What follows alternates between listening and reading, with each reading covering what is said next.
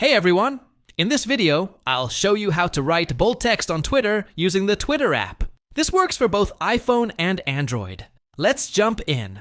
So, Twitter doesn't have a built-in option to bold text, but we can still do it using text formatting tools. And it's really simple. First, open your browser and go to a tool like lingojam.com, jet bold text generator, or search for bold text generator. Now type the text you want to make bold in the box on the left.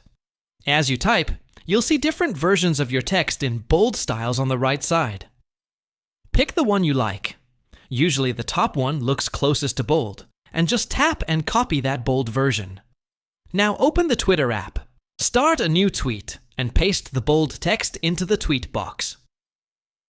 You can mix bold with regular text too, like this. Check out my new video on YouTube. Once you're happy with how it looks, go ahead and hit tweet. This works for bios, replies, and DMs too. And that's it. That's how to write bold text on the Twitter app using a simple trick. If you found this helpful, hit like, subscribe to the channel, and tap the bell icon for more social media tips. Got questions? Drop them in the comments. Thanks for watching.